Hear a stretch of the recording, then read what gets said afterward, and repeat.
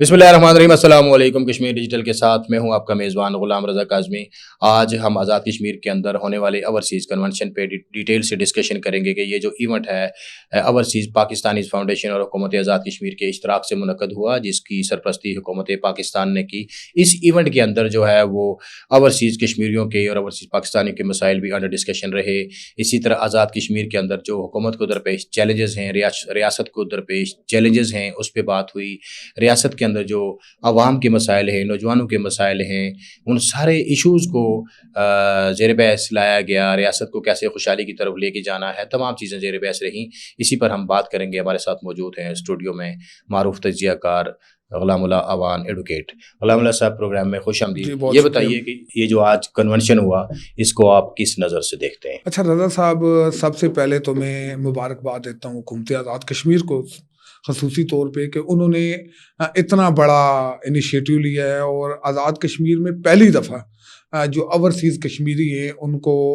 लेके भी आए, उनको उनके साथ एक कन्वेंशन का इनेकाद भी किया, और जिसका बुनियादी मकसद आज़ाद कश्मीर के अंदर कारोबार को फ़रोग देना है, यहाँ पे इंडस्ट्री को फ़रोग देना है, यहाँ पे लोगों के लिए रोज़गार के मौके मुहैया करने। रज़ा साहब, बुनियादी बात यह है कि रियासत जम्मू कश्मीर एक छोटा सा खिता है। यहाँ पे हर शख्स को आप रोज़गार नहीं दे सकते, हर शख्स को आप नौकरी नहीं दे सकते। ये ओवरसीज़ जो कन्वेंशन हो रहा है, इसका जो बुनियादी मकसद है वो मईशत को दुरुस्त करना है। वो अपने जो ओवरसीज़ कश्मीरी हैं उनको राग़ब करना है कि वो अपनी इन्वेस्टमेंट को लेके आज़ाद कश्मीर के अंदर आएं। उनके भी जो इश्यूज़ हैं आज़ाद कश्मीर से रेलेवेंट, और यहाँ तक रज़ा साहब उनके इश्यूज़ और उनके मामलात की बात है। अब ये दूसरा इसका ऑप्शन है। अब क्योंकि हमारे जो आज़ाद कश्मीर है, यहाँ की जो रीढ़ की हड्डी है, तो वो आपके ओवरसीज़ कश्मीरी हैं, क्योंकि वो लोग वहाँ से पैसे भेजते हैं डॉलर्स की सूरत में, पाउंड की सूरत में, रियाल की सूरत में, तो आपकी जो मईशत है उसका पिया चलता है। अब हुकूमत आज़ाद कश्मीर ने ये जो कन्वेंशन का जिसका इनेकाद किया, तो इसमें उन्होंने पूरी दुनिया के अंदर जहाँ जहाँ भी कश्मीरी आबाद हैं उन लोगों को यहाँ पे बुलाया है। और इसका सबसे अच्छी बात यह है कि इस कन्वेंशन को हुकूमत आज़ाद कश्मीर और हुकूमत पाकिस्तान जो है वो मिलकर इसका इनेकाद कर रहे हैं। और आज देखें आप कि मुज़फ़्फ़राबाद के अंदर जहाँ पे आज़ाद कश्मीर के वज़ीर आज़म मौजूद हैं, जो अपोजिशन लीडर हैं आज़ाद कश्मीर के वो मौजूद हैं, और पाकिस्तान की आपके पाकिस्तान की नुमाइंदगी वज़ीर अमूर कश्मीर कर रहे हैं, जो वज़ीर आज़म पाकिस्तान के डायरेक्ट नुमाइंदे हैं। और पूरे दुनिया से जो कश्मीरी हैं वो आज इसमें मौजूद हैं, और बहुत सारी चीज़ों के ऊपर न सिर्फ गुफ्तगू हो रही है, बातचीत हो रही है, बल्कि उसके लिए अमली इक़दामात की तरफ बढ़ रहे हैं। और यहाँ पे एक अंसर और भी है, अगर आपके नोटिस में हो तो ये जो आज़ाद कश्मीर के अंदर जो खैरात का जो मामलात हैं, आज़ाद कश्मीर के अंदर जो फंडिंग आती है, तो ये भी इसको भी बैरून मुल्क जो कश्मीरी हैं वो बड़ी तादाद में अतियात जो हैं वो आज़ाद कश्मीर में भेजते हैं। अब सवाल ये पैदा होता है कि वो जो अतियात भेजते हैं वो किस चीज़ पे खर्च होते हैं, कहाँ खर्च होते हैं, इसके ऊपर भी आज जो है वो डिबेट भी की जा रही है, इसके ऊपर बात भी की जा रही है। और मैं समझता हूँ कि तमाम लोगों का मिल बैठ के मसाइल को हल करना और रियासत जम्मू कश्मीर को आगे लेके जाने के लिए जो इक़दामात हैं, ये वाकई जो है ये मैं समझता हूँ कि आज़ाद कश्मीर में एक नए दौर का प्रोग्राम को आगे बढ़ाते हैं। सर, ये बताइए कि ओवरसीज़ कश्मीरीज जो इस वक्त पूरी दुनिया के अंदर मौजूद हैं, उनके जो इश्यूज़ हैं, गवर्नमेंट ने फैसला किया कि सबसे पहले हम उनको एड्रेस करेंगे, तो ओवरसीज़ कश्मीरियों के जो मसाइल हैं वो क्या है? रज़ा साहब, सबसे बड़ी जो मामला है यहाँ पे, अगर आपने देखा तो जो ओवरसीज़ कश्मीरी हैं वो यहाँ पे आके जब अपने ज़मीनें ख़रीदते हैं, कि मतलब कोई इंसाफ के हवाले से उनके जो मामलात होते हैं, तो वो बैरून मुल्क बैठे होते हैं, तो उनकी जो फैमिलियाँ हैं वो स्ट्रगल कर रही होती हैं, और उनको उस तरह ट्रीट नहीं किया जा रहा था, डील नहीं किया जा रहा था, उनको उस तरह से उनके मसाइल को हल नहीं किया जा रहा था। इनके मसाइल को हल करने के लिए हुकूमत आज़ाद कश्मीर ने इस वक्त क्या इनिशिएटिव लेने का रज़ा साहब, मजे की बात यह है कि ओवरसीज़ जो कश्मीरी हैं उनके मसाइल को हल करने के लिए आज हुकूमत आज़ाद कश्मीर ने बड़े बोल्ड स्टेप लिए हैं। हुकूमत पाकिस्तान इससे कबल भी कोशिश कर चुकी है, क्या स्टेप्स हैं हमारे नाज़रीन को बताइए। हुकूमत आज़ाद कश्मीर है, उन्होंने आज जो सरमायाकारी करने वाले लोग हैं या ओवरसीज़ कश्मीरी हैं, उनको ये यकीन दहानी करवाई है कि उनका जो मतलब ओवरसीज़ जो कश्मीरी हैं उनके लिए لیے خصوصی عدالتیں آزاد کشمیر میں قائم کی جائیں گی، جس کا بنیادی مقصد یہ ہوگا کہ ایک آدمی ہے اگر وہ بیرون ملک سے بیٹھ کے اس نے یہاں پہ پلاٹ خریدا، واپس آیا تو آ کے دیکھا کہ پلاٹ کے اوپر تو کسی کا مکان بنا ہوا ہے، اب اس کو عدالتوں کے جھنجھٹ میں الجھتے وہ نہ وہاں کا رہتا تھا نہ یہاں کا رہتا تھا، نہ اس کو انصاف ملتا تھا نہ اس کو زمین ملتی تھی، اس کا مطلب جو سرمایہ آیا ہوتا تھا وہ ڈوب جاتا تھا۔ اس کے لیے کوئک جو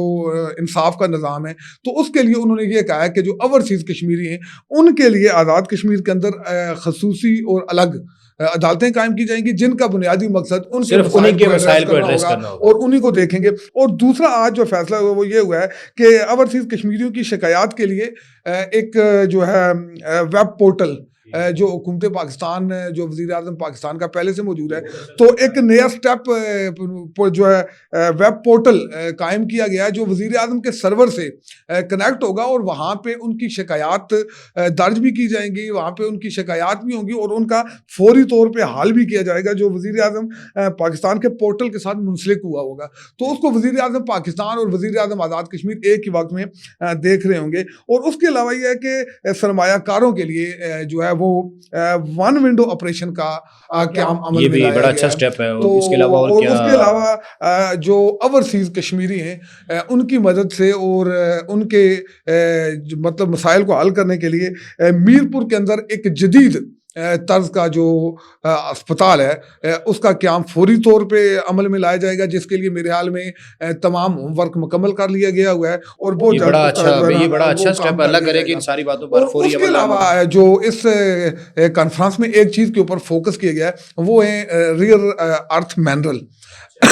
ریئر ارتھ مینرل جو ہیں اللہ تعالیٰ نے جو کشمیر ہے اس کو ان خزانوں سے بھرا ہوا ہے،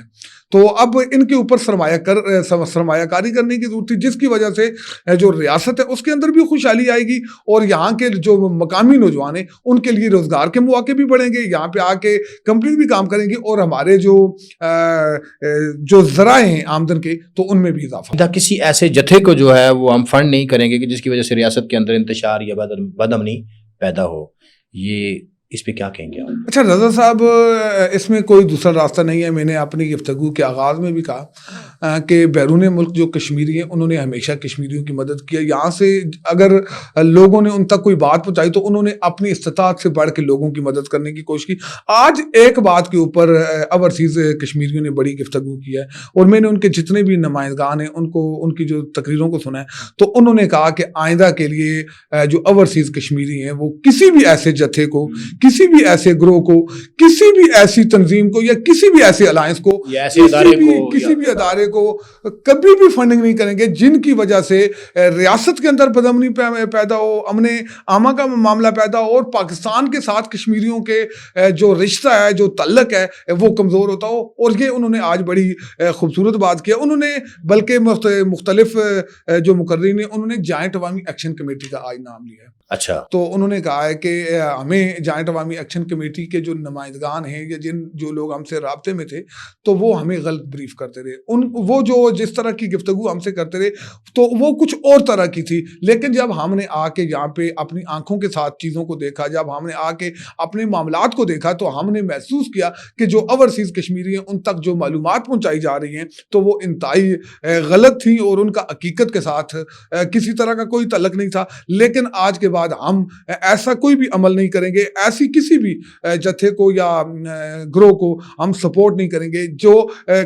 کشمیری اور پاکستانی ہیں ان کے جو درمیان جو رشتہ ہے اس کو کمزور۔ لیکن یہاں پہ انہوں نے آج اوورسیز کشمیریوں نے ایک خاص گفتگو کی ہے، اگر رضا صاحب آپ نے بھی سنا ہو، یقیناً سنا ہوگا۔ انہوں نے کہا کہ جو کشمیر ہے اس کا ایک ہی حل ہے اور اس کا حل یہ ہے کہ کشمیر کو پاکستان کے ساتھ مرج کر دیا جائے، کیونکہ اس وقت مقبوضہ کشمیر کے اندر جس طرح جو ہندوستان ہے وہ اس نے 42 لاکھ سے زائد جو ہندو ہیں ان کو لا کے آباد کر دیا ہے، اور ایسی صورتحال میں جو کشمیری ہیں ان کی زندگیاں شدید خطرے میں، اور ان کی زندگیاں جب خطرے میں ہیں تو ان کا ڈیفینس لائن صرف ایک ہے، وہ ہے پاکستان۔ کیونکہ اگر کشمیر تنہا رہتا ہے، کشمیر ایک سٹیٹ کی صورت میں رہتا ہے تو ہندوستان کسی بھی وقت کوئی بھی مس ایڈونچر بھی کر سکتا ہے اور وہ کشمیریوں کو تنگ کرنے کے لیے، زیر بار کرنے کے لیے, ان کو نقصان پہنچانے کے لیے کوئی بھی اقدام کر سکتا ہے. لیکن اگر کشمیریوں کی زندگیوں کو محفوظ بنانا ہے, کشمیر کے خطے کو محفوظ بنانا ہے, تو جو کشمیر ہے تو اس کی ریاست کو پاکستان کے ساتھ مرج کرنا پڑے گا. اور انہوں نے آج بلکہ اپنی کنونشن میں ایک پرزور یہ مطالبہ کیا ہے کہ فوری طور پہ جو کشمیر ہے اس کو پاکستان کے ساتھ مرج کر کے کشمیریوں کو پاکستانی بنایا جائے. غلام صاحب مجھے یہ بتائیے, اسی جب آپ پروگرام دیکھ رہے تھے, لوگوں کی اسپیچز سن رہے تھے وہاں پہ, میں اور آپ دونوں اکٹھے تھے, لیڈر آف دا اپوزیشن کی جو اسپیچ ہے اس کو اوورسیز کشمیریوں نے بڑا سراہا ہے, اس پہ بہت زیادہ کلیپنگ بھی کی ہے, پورے حال کے اندر کلیپنگ ہوئی. کیا کہا شاہ غلام قادر صاحب نے, ذرا ہمارے ناظرین کو بتائیے. اچھا رضا صاحب, میں لیڈر آف اپوزیشن کی میں سمجھتا ہوں کہ آج کی جو گفتگو ہے بڑی حقیقت پسندی کے اوپر مبنی تھی, اور انہوں نے ہر چیز کو دلیل کے ساتھ بیان کیا. اور ان کی گفتگو میں کچھ چیزیں ایسی تھی جیسے انہوں نے کہا جی کہ یہاں پہ ایک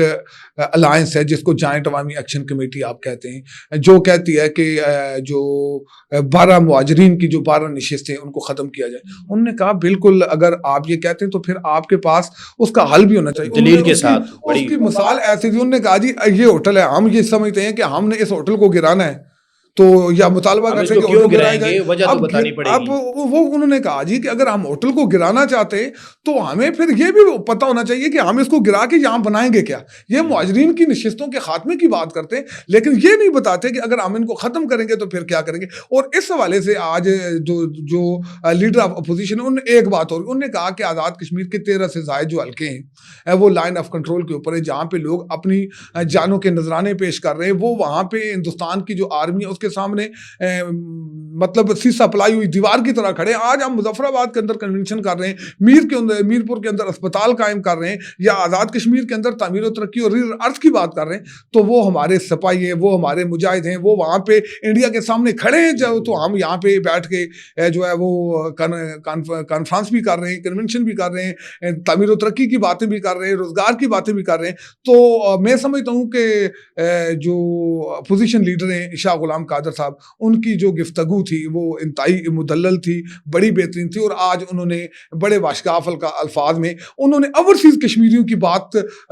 کے ساتھ گئے, اور انہوں نے ان کے جو مطالبہ تھا انہوں نے کہا کہ ہم جو ہے وہ پاکستانی ہونے میں بڑا فخر میں. میرے پاس بالکل وقت شارٹ ہے, مجھے آخری کوشچن یہ بتائیے, اس کانفرنس کا آزاد کشمیر کی عام عوام کو, نوجوانوں کو, اس کلیکٹیولی ریاست کو کیا فائدہ؟ رضا صاحب, آپ میں نے پہلے کہا تھا کہ جو آپ کے اوورسیز کشمیری ہیں یہ آپ کی ریاست کی ریڑھ کی ہڈی ہیں, اور یہ لوگ وہاں پہ محنت کرتے ہیں, جدوجہد کرتے ہیں, اپنا خون پسینہ ایک کرتے ہیں, وہ وہاں سے پیسے بھیجتے ہیں, تو ہماری ریاست چلتی ہے. اب ریاست کے اندر اتنی سخت نہیں ہے کہ وہ ہر آدمی کو روزگار نوکری کی صورت میں, گورنمنٹ ملازمت کی صورت میں دے, لیکن اگر اوورسیز کشمیری یہاں پہ اپنی کاروبار کرتے ہیں, یہاں پہ آ کے سرمایہ کاری کرتے ہیں, انویسٹمنٹ کرتے ہیں, تو اس سے آپ کا جو نوجوان ہے اس کو روزگار کے مواقع ملیں گے. اور جو آپ کا نوجوان آج محنت مزدوری کے لیے سعودی عرب جاتا ہے, قطر جاتا ہے, دبئی جاتا ہے, کویت جاتا ہے, انگلینڈ جاتا ہے, تو ان کو کن شعبوں میں کی جا سکتی ہے؟ رضا صاحب, یہ جو انویسٹمنٹ ہے یہ آئی ٹی کے شعبے میں اصلاحات لائی جا سکتی ہیں, آئی ٹی کے شعبے کو بہتر کیا جا سکتا ہے, آئی ٹی پارک قائم کیے جا سکتے ہیں, نوجوانوں کو روزگار کے مواقع مہیا کرنے کے لیے آئی ٹی سے منسلک کیا جاتا ہے. اور آئی ٹی ہی آج, کیونکہ جو جدید دور ہے اس میں اگر آپ سمجھتے ہیں کہ آپ ترقی کر سکتے ہیں یا آگے بڑھ سکتے ہیں, پیسے بھی کما سکتے ہیں, ترقی بھی کر سکتے ہیں, تو وہ آپ کے پاس آئی ٹی کا ایک ایسا شعبہ موجود ہے جس میں آپ اصلاحات لا کے, جدید اصلاحات لا کے اپنے نوجوانوں کو بھی کھپا سکتے ہیں اور چیزوں کو بہتر بھی کر سکتے ہیں. اور اس کے علاوہ یہ جو صنعت و حرفت کا شعبہ ہے آپ کی, کیونکہ ہم ایک تہذیب سے تعلق رکھتے ہیں, ہمارا ایک تمدن ہے, ہمارا کچھ چیزیں ہمارے ریاست کے اندر ایسی چیزیں صنعت و حرفت کے حوالے سے بنتی بھی ہیں, اور جو ہماری ثقافت کو بھی ایڈریس کرتی ہیں, ان کے اندر جو ہے وہ انویسٹمنٹ کی جا سکتی ہے. اور سب سے اہم بات جو ہے کہ جو آپ کے منرلز ہیں, ٹھیک ہے ان کے اوپر سرمایہ کاری ہو سکتی ہے. آپ دیکھیں آپ کے اربوں روپے کے اثاثے اس میں نیلم کا جو نکلتا ہے, آپ کے گرینائٹ نکلتا ہے, آپ کا سنگ مرمر نکلتا ہے. روبی ہے یہاں آپ کے پاس, آپ کا جو آزاد کشمیر ہے وہ اللہ تعالیٰ نے ریئر ارتھ جو منرلز ہیں ان سے بھرا ہوا ہے, تو اس کے اوپر انویسٹمنٹ کر کے خطیر جو ہے وہ رقم کمائی بھی جا سکتی ہے, بچائی بھی جا سکتی ہے. اور اس کے علاوہ جو ہے وہ کشمیر بینک کا جو اوورسیز ریمیٹنس کو یہاں پہ جو ہے نا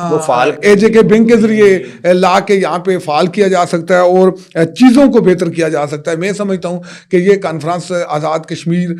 کی تعمیر و ترقی میں بڑا اہم کردار ادا کرے گی. یہ پہلی دفعہ ہو رہی ہے. اگر اسی طرح اس کا تسلسل قائم رہا اور چیزوں کو بہتری کی طرف لے کے گئے تو مجھے نہیں لگتا کہ آزاد کشمیر جو ہے اس کو ترقی کرنے سے کوئی روک سکتا ہے, یا آزاد کشمیر کے اندر کوئی جو روزگار کے مواقع ان کی کوئی کمی ہوگی, کیونکہ آزاد کشمیر میں وہ سب کچھ ہوگا. شکریہ. ناظرین, یہ تھے غلام اللہ عوان صاحب جو اوورسیز کنونشن کے حوالے سے ڈیٹیل سے آپ کو حقائق اور ریالٹیز بتا رہے تھے. اس کنونشن کے انعقاد پر ہم حکومت آزاد کشمیر اسپیشلی وزیر اعظم آزاد کشمیر کے ویژن کے مطابق جو یہ کیا گیا, ہم اس کو اپریشیٹ کرتے ہیں. یقیناً اس کنونشن کے بعد جو ریاست کے اندر چیزیں بہتر ہوں گی, اس سے یہ ہوگا کہ ریاست کے عام عوام کو بہت سارے ان کی جو مسائل ہیں وہ سیٹل ہوں گے. ریاست کے اندر کیا میں امن کی جو صورتحال ہے وہ مزید بہتر ہوگی. اوورسیز کشمیریوں کے مسائل جو سیٹل کرنے کے لیے ایک چیزیں طے کر دی گئیں, اس سے کشمیریوں کو بھی بہت سارے بینیفٹس حاصل ہوں گے. دیجیے اجازت, اللہ نگہبان.